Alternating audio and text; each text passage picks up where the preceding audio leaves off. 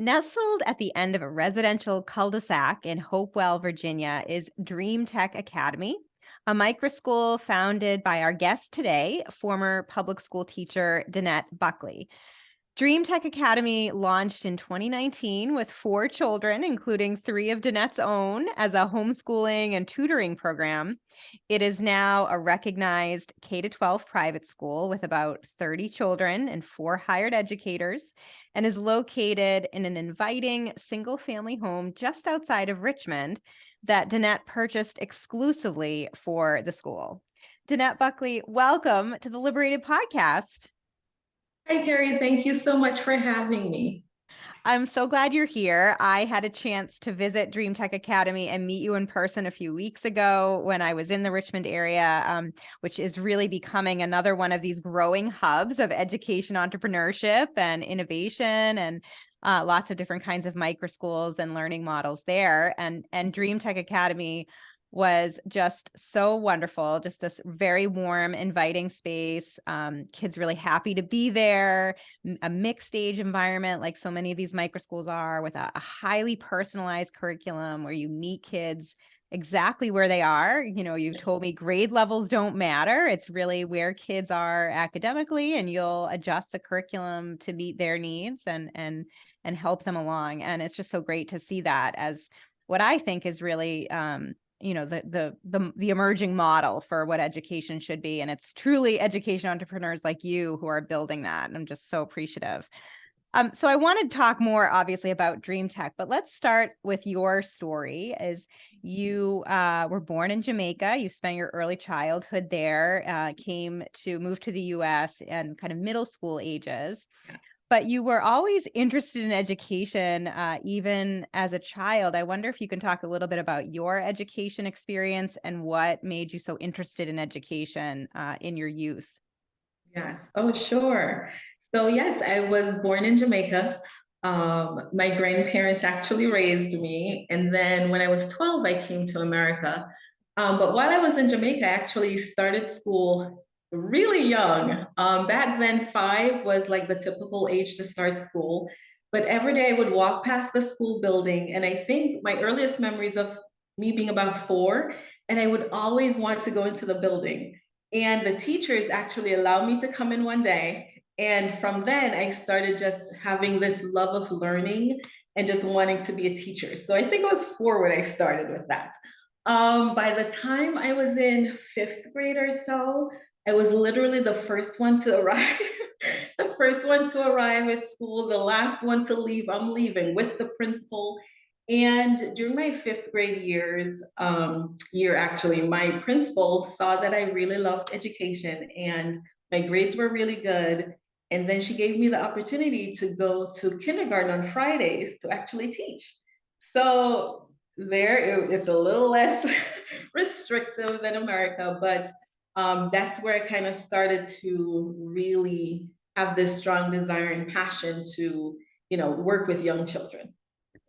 Just so So great. yeah, so Yeah. moving from there, once I came to America, of course, that lovely dream got placed on pause while I was in middle school. It was just such a shock to my system. And then I was like, oh no, I cannot do that, not right now.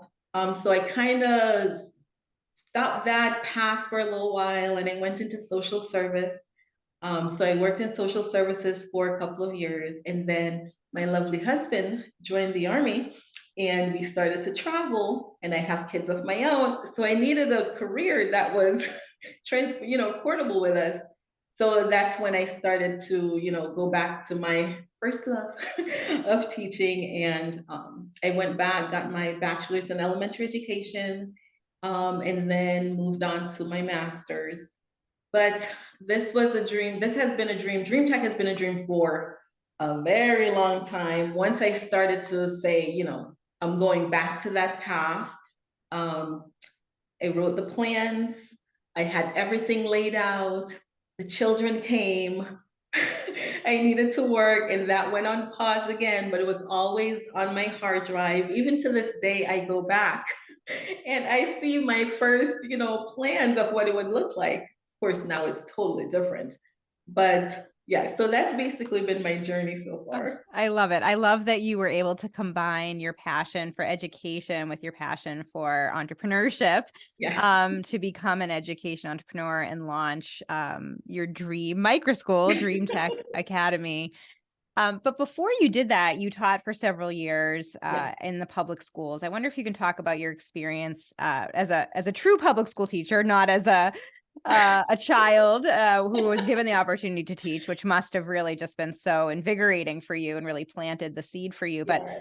But as you became a professional teacher, what was that experience like for you in the public system? Yes. So, my husband was taking us through many states, and I worked in a couple of states at the elementary level, and then I substituted up to the high school level. And basically, even during my, oh goodness, what is it called? My internship, I guess you would call it, when I was pursuing bachelor's in elementary ed, I noticed that just the public school system, the way the teaching is designed for the student in the middle, not so much the advanced learner or the student that's struggling, right? So everything is being taught to the middle, and there's always that one or two kid that is just outside of that, that you're like, oh my goodness, if I could get 5 more minutes with you, I know you can understand this.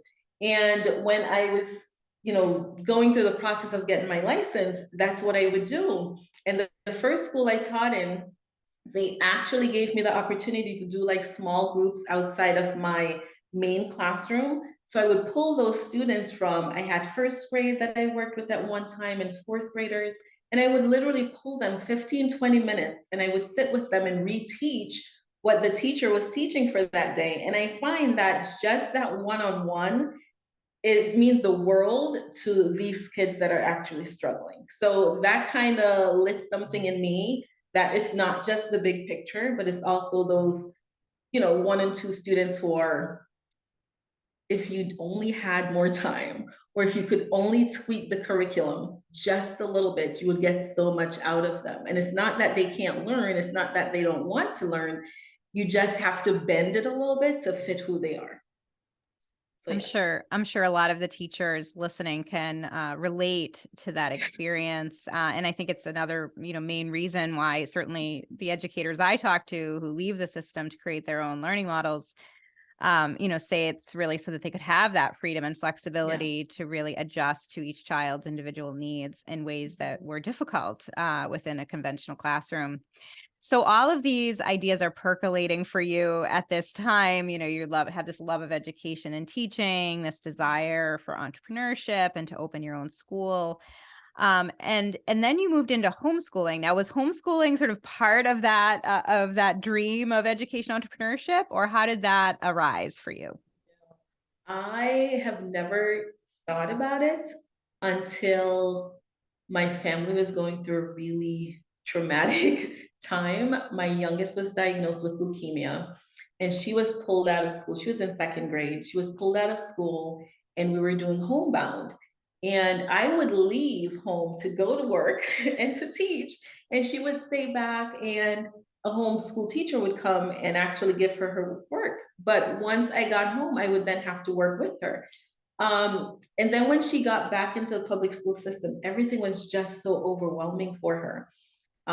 Too many kids. I believe her class was about 25, 26 students at the time, and it was too much. We did the noise canceling headphones. We did everything you could think of, but it was just so overwhelming. And she asked me, Mommy, please, can you take me out of school? Teach me. And it took me a while because I really loved my students and I didn't want to give that up. But then my own child was like, please help me, save me. So I finally decided, you know what? We need to do this. So my husband and I discussed it. He was still working, thankfully. So I was able to like leave my regular job to start this Dream Tech. And at the time, we started just with my own children and a friend. And it was almost still like a homeschooling setting, even though I didn't have the curriculum at the time. So we were just starting out. So they were enrolled in K-12, and I was like the coach. And through that, I saw that even with that model, it was still not personalized enough. And I was teaching my elementary child everything, because I couldn't just go by, click the buttons, get through the program. It's like you needed to understand what you were learning. So at that stage, kind of phased out of K-12 and just started to do, I am going to create my own to match where you are, and we're going to work from there. Because at the end of the day, I need to know that you're learning and not just moving through the grades. And so that was 2019, and we're here. Amazing. Yeah, I just a couple of notes. Thankfully, your daughter is all better, in Yes, remission. yes. So that is certainly wonderful to hear. And then K-12 that you mentioned, Stride K-12, the Yes. online learning platform, one of the largest in the country. So you were using something and then decided that you wanted to create your own that was more Yes. adaptive, and Mhm. that was where you were able to kind of facilitate learning in the way that you wanted to as an Yes. educator. So that was great. So then what happened? You had this sort of homeschool pod, micro school, the early stages of what would Stages, yes. become Dream Tech. So that was in 2019. What happened next? So from there, obviously needed to grow the program. So I started tutoring. And thankfully, the public schools that I was in, they were very supportive of what I was doing. So they would actually refer students to me. And I was like, thank you. So they referred a good amount of students to me. We started there tutoring. And then from there, parents was like, wow, we're seeing such improvements. And I was able to convert some of those students over to full-time students. And then the pandemic happened. So then we had to pivot to more virtual learning.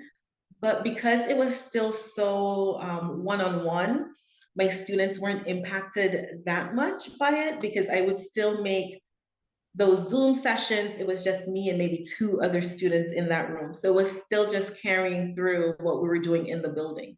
So from there, I received a grant actually from Vila, and that was life saving because a lot of my parents, they wanted us to be back in the building. They were like, I am tired of virtual, please reopen. So it was difficult to do that without financial support, of course. And then once we got into the building, the cost was a little bit more. So a lot of my parents were like, listen, I can't afford it. And the grant came in there. So all of my parents got a little of that grant. So we made it stretch. So that was, I would say, the oh goodness, that was like the big light bulb explosion moment where we really just started to take off once we went back into the building and the help of the grant from Vila. So from there we Amazing. just started to grow.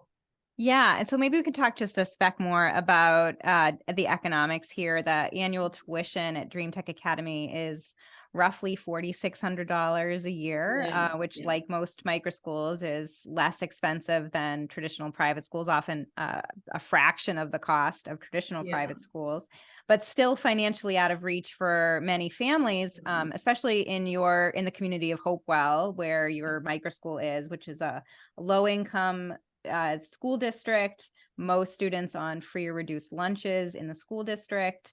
Yes. District data shows that 90% of the students in Hopewell district schools are classified as being economically disadvantaged. About 80% of district students are classified as minorities.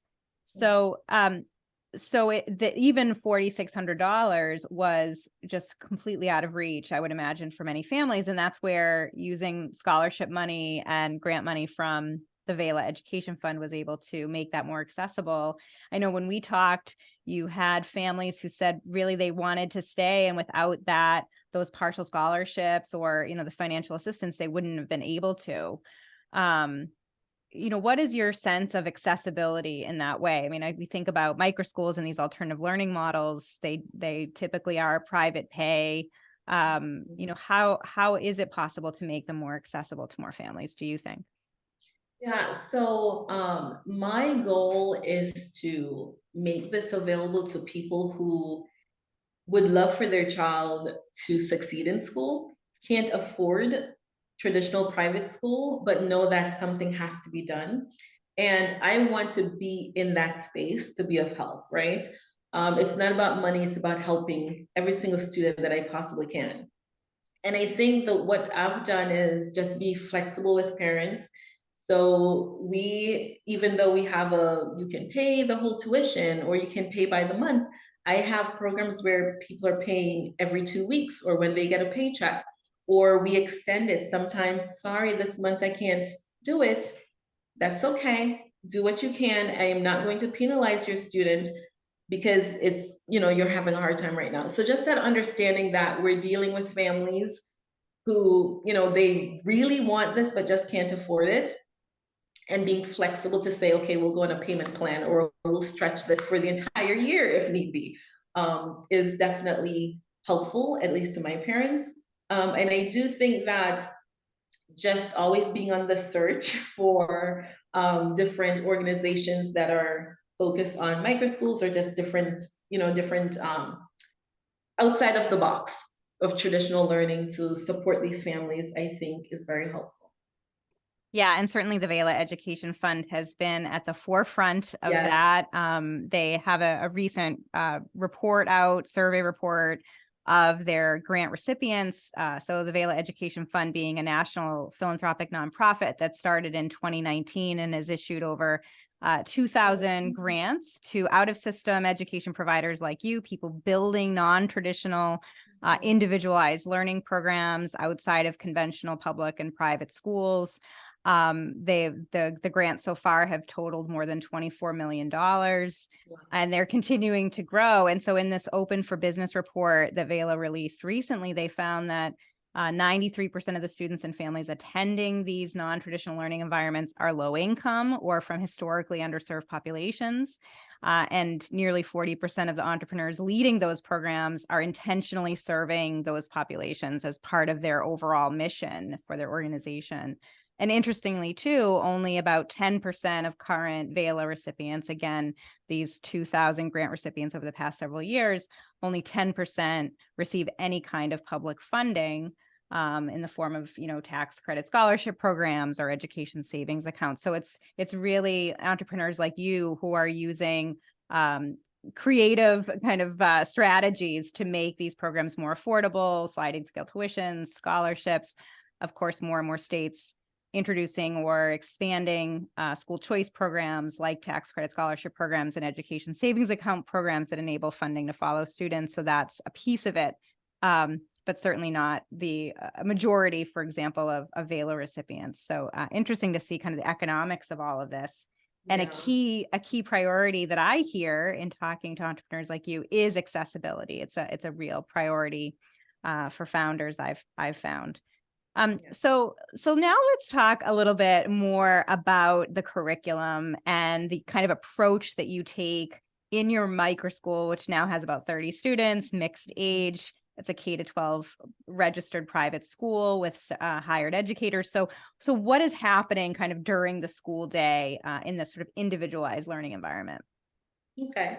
So part of what I take into account is at some point, or maybe, there may be one or two families who decide, you know what, I cannot afford it. So I want to make sure that if that does happen, that the students that I have can go back to public school and function and survive and can, stand up to the curriculum there. So at the center of what we do is I teach to make sure that whoever's in my levels are getting Virginia's standard of learning. And then I build on that. So I have students, for example, at my lower level. So I have in my, they don't know, but let's say my kinder group. So my kinder group will have kinders, first graders, and I do have some second and third graders in that group. So basically, they would be together if we're working on phonics, letter sounds, number patterns, and all of that.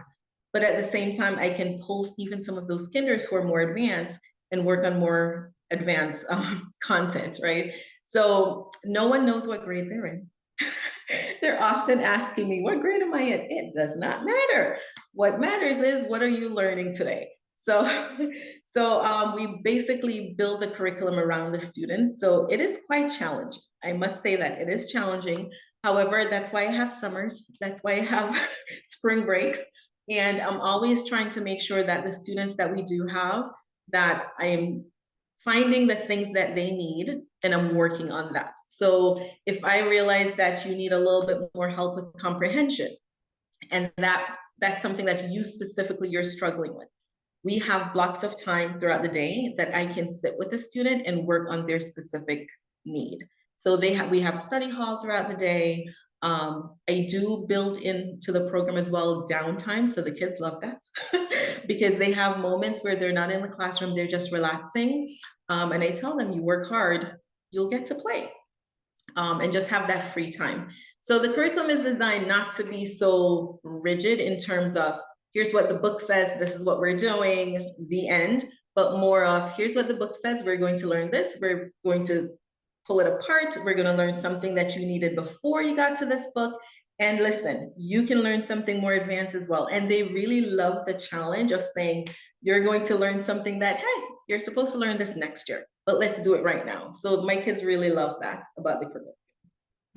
I want to reflect on a couple of things that you said there that I think are really interesting. One being that it's harder to do It is. customized education and bring the curriculum to the child, um, based on where the child is. Yeah. We sort of see this one, kind of one size fits all top down education system. Um, it sort of reaches the masses, as you say, like sort of, or at least the people in the middle, but it doesn't do so in an effective way, right? It might not be really focused on what each individual child needs, but it's sort of simpler to do things kind of in a one size fits all way, much harder to do it in a more bespoke way. But obviously something we should be moving toward as we want each child to succeed and flourish. And then another thing that you mentioned, which I think is really interesting, is that you're always focused on kind of the mobility of the child, that if they do need to leave because financially they have to go back to public school or something else happens. I know you have a lot of military families in your area, so there could be some movement there, that they're prepared and that they're kind of meeting state standards in terms of curriculum.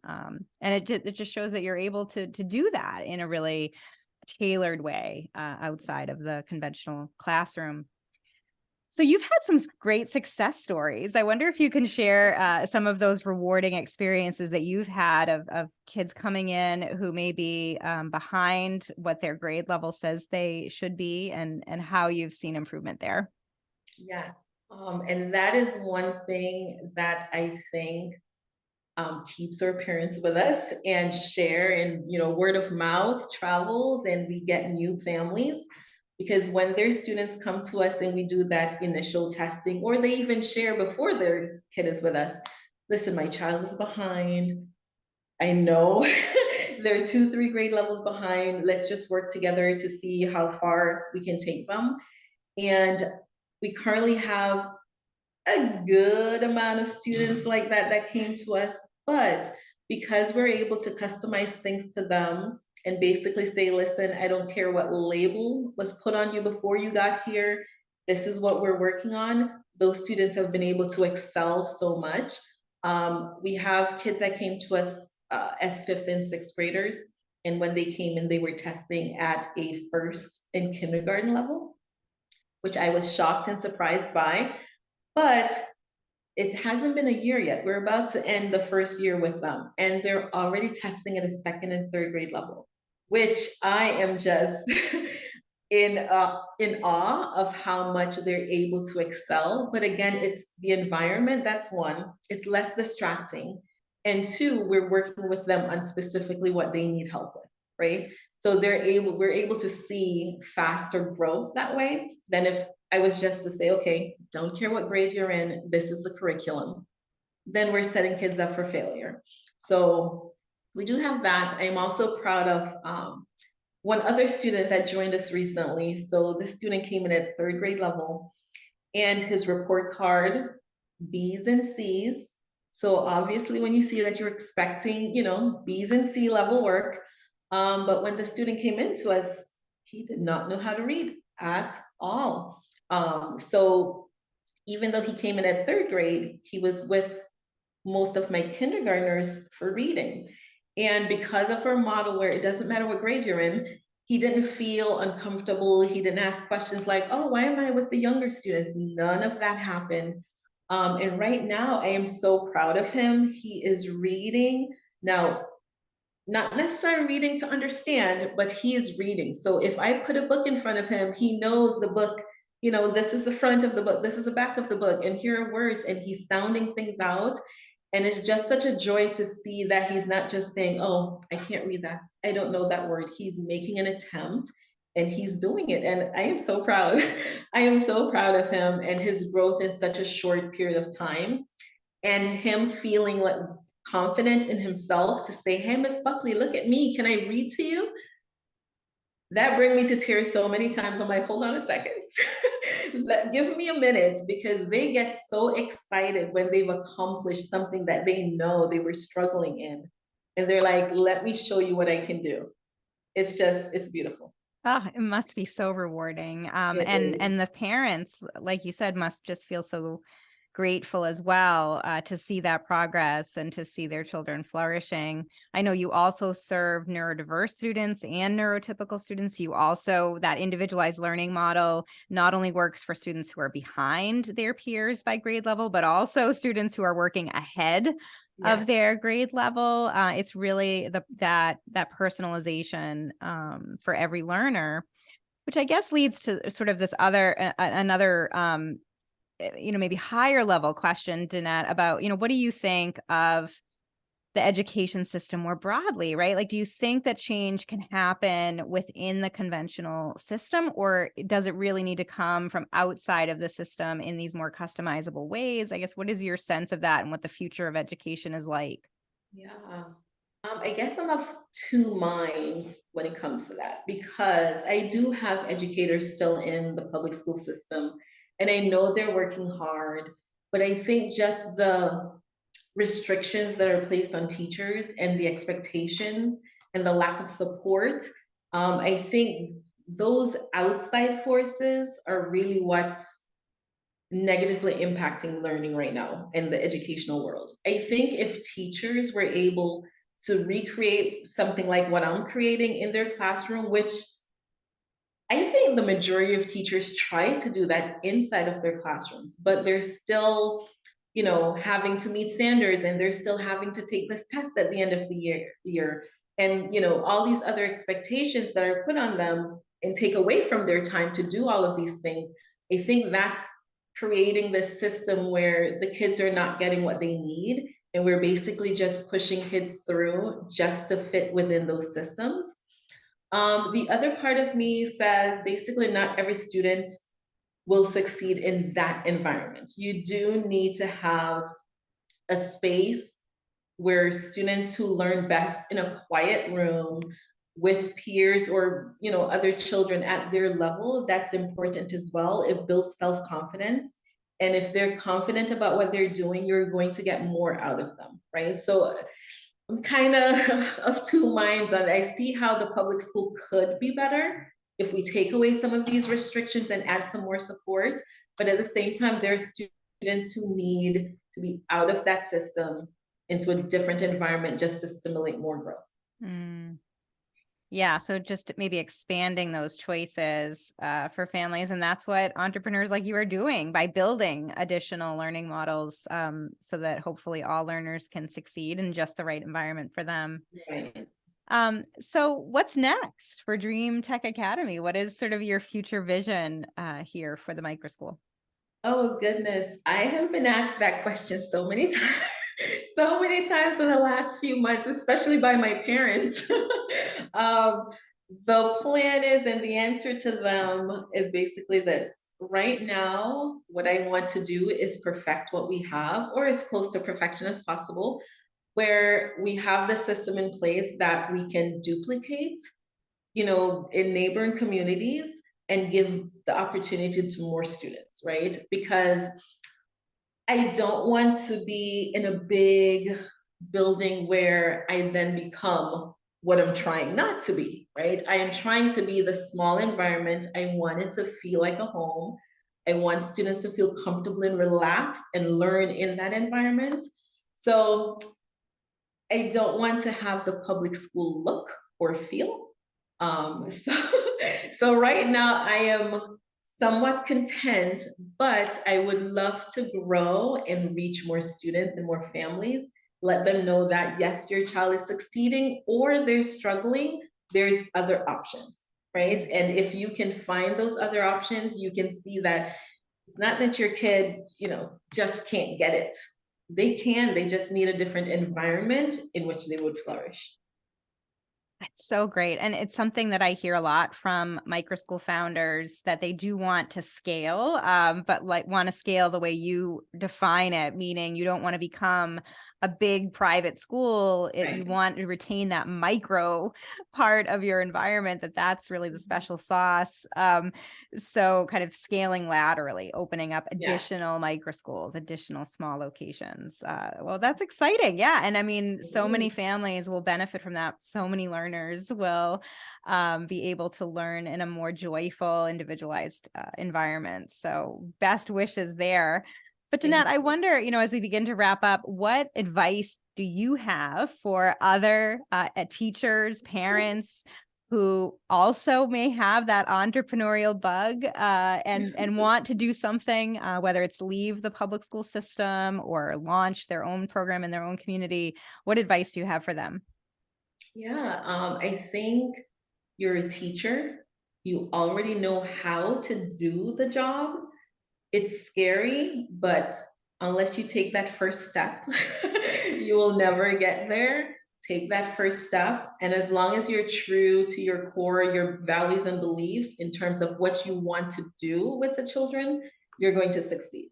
Because I do feel like teachers on a whole, they want to help, right? And because they have that desire to help, they're going to do whatever it takes to actually help the students. And that's what's so beautiful about our profession is that we're in it for the kids. So go for it. Just do it.